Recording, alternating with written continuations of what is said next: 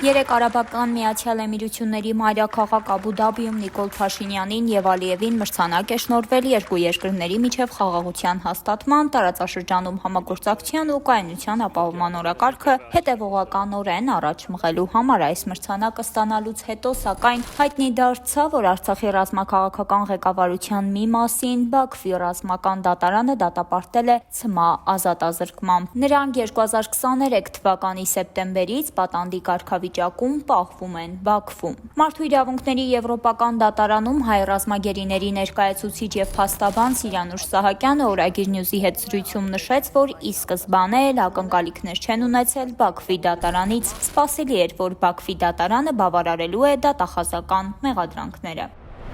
Ադրբեջանը քաղաքական պատվերով մեկնարկել էր այս գործընթացը եւ հասկանալի է, որ պետք է իր տրամաբանական ավարտին հասցներ, չէր կարող արդարացման դատական ակտեր կայացնել, իսկ շինծո դատավարությունների եզրափակման պարագայում անհնար էր չունենալ որևէ դատական ակտ, ուստի այլ ելք, քան մեղադրական դատավճիռներն ու ՑՄԱ ազատազրկումներն են, մենք չէինք կարող կանխատեսել ունենալ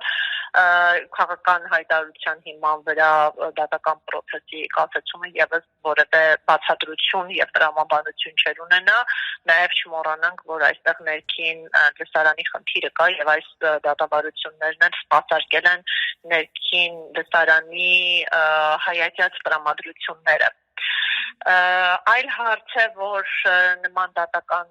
ակտերի պայմաններում արդյոք Ադրբեջանը կարող է կամ պետք է հայրենադարձնի հայ պատանդներին,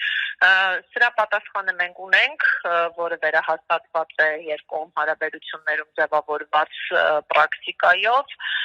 թե հայկական կողմը եւ թե ադրբեջանական կողմը միմյանց հանձնել են անձանց, ովքեր թեև դատապարտված են եղել ՑՄԱ ազատազրկման կամ երկարաժամկետ ազատազրկման, սակայն պատիժը փաստացի կրած չեն եղել։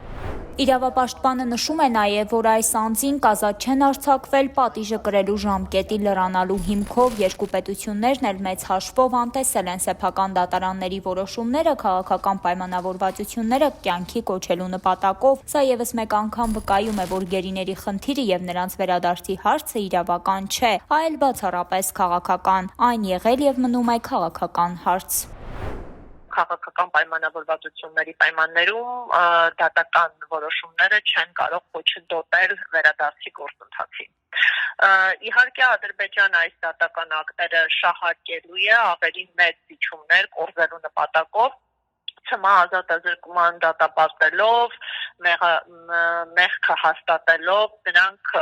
խնդիրը փորձելու են բարդացնել, որպեսզի ավելի արդյունավետ լինեն բանակցություններում։ Քնարիկ Սահակյան, Օրագիր Նյուզ։